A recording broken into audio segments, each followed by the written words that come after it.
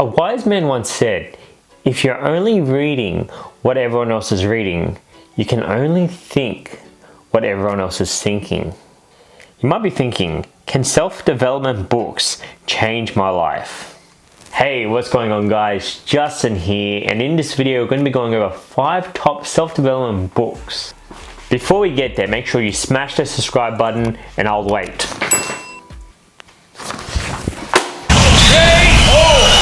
The first book I recommend is Power vs. Force by Dr. David R. Hawkins. He speaks about the law of attraction. I know what you're thinking. Justin, don't tell me you're one of those woo woo woo get the Kool-Aid out type of person. Maybe a little bit. He speaks about being specific with your visuals because our mind evaluates the possibilities that potentially lead to negative emotions. It's better to focus on how you feel towards achieving those goals. That helps give you a more positive outlook towards achieving an outcome. Chapter 4 is where it gets real interesting because it talks about the full list of the levels of consciousness that relate to your emotions. From shame to grief, to anger, to acceptance, love, and enlightenment, plus more. He also explains the difference between power and force. The best way to explain it, it taps into our beliefs. Dr. Hawkins speaks a lot about how force is our disbelief and is created from fear from ourselves and how others think of us. Someone like yourself can try to start something, really force the habit, even though we have those limiting beliefs. If we find consistency with it, our behaviors will change, which automatically will start changing our beliefs. From there, we start to find motivation or inspiration to change our destination. The second book I recommend is Becoming the Supernatural. The biggest takeaway I got from this book is to sleep my way into meditation. I'm only kidding.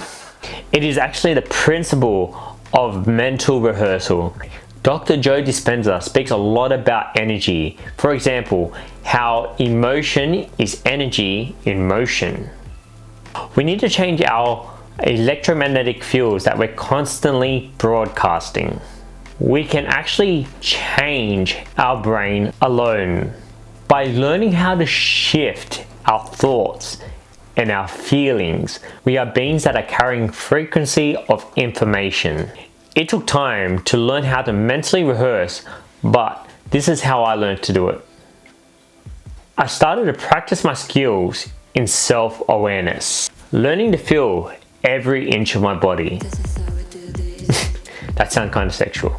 Then I started to get into a trance state. Then I started visualizing the future in business, relationships, and life. The best way to explain it, it actually feels like you're experiencing that you're there and all those emotions that come with it.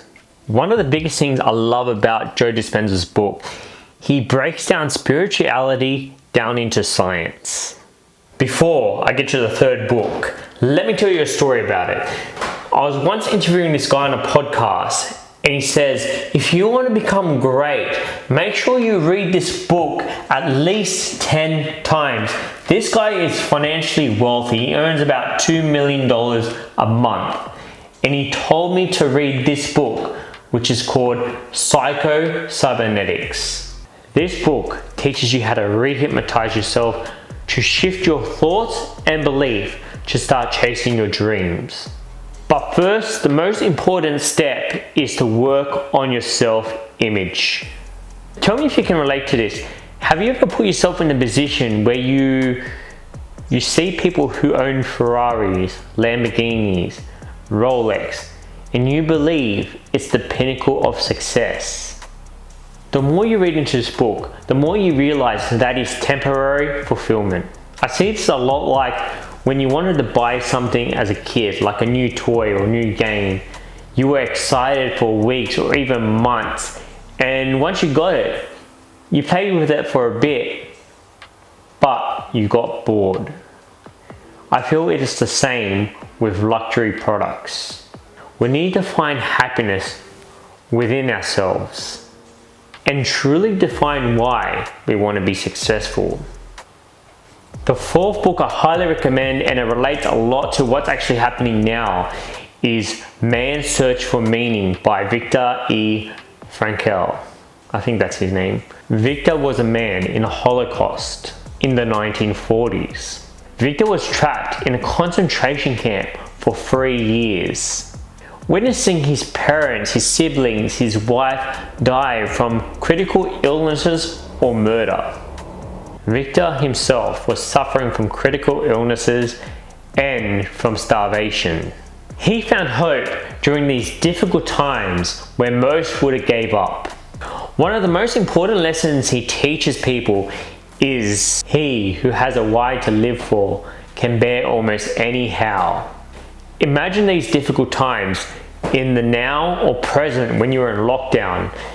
You're struggling with money, not having a job, and it almost feels like you are in survival mode. Now, to shift your perspective, imagine yourself passionate about something. You might be telling yourself this: you do not have the resources to achieve this passion you have.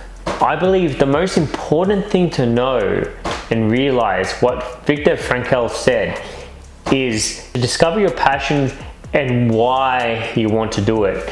And why has been thrown a lot nowadays in trying to find the deeper reason.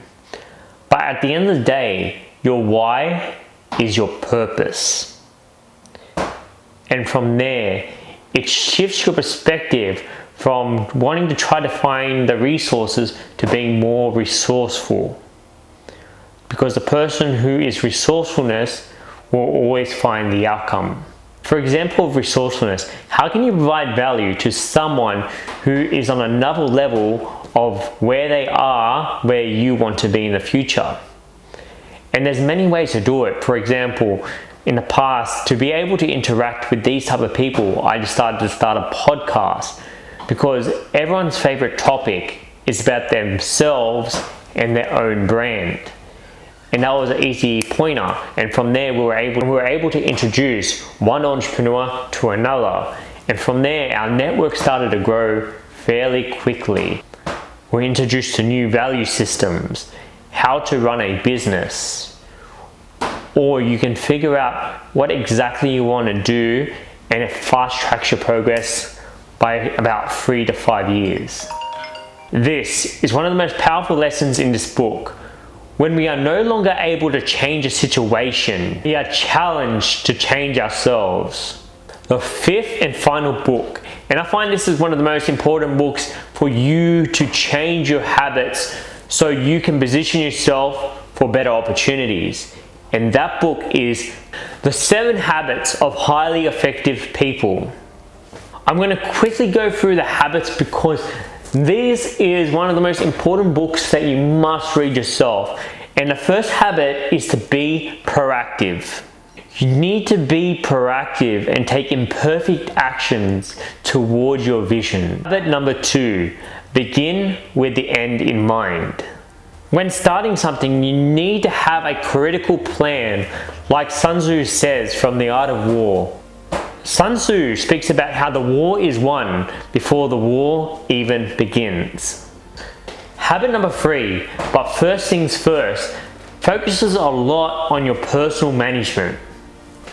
Habit number 4, think win-win. How can you position yourself to be able to provide value so you can win, but in return, helping the person win, if that's in sports, business, and life. For example, athletes that are training together help each other to chase a specific outcome because it thrives on competition. Competition in Latin means to conspire. And in business, how can you both make money out of this opportunity? Habit number 5, seek to understand, then to be understood. It speaks a lot about empathetic communication, having the ability to learn from others, yet alone, letting them know where you stand and how you can provide value in return as well. Habit number 6 is to synthesize, having that creative cooperation, valuing the differences between the person you're working with and how you both can learn to be more proactive as a group to achieve better results. Number 7 is to sharpen the saw. The most important part about this chapter, we need to take time to regenerate ourselves so we can re-strategize to come back stronger and take more action to get better results. I have a special announcement to make, but before you go, make sure you like, share, and subscribe. Click the notification button so you're updated with more upcoming content. If you want to win the 10x rule and the Naked CEO, make sure you comment down below letting me know what you think. And until next time, we're out.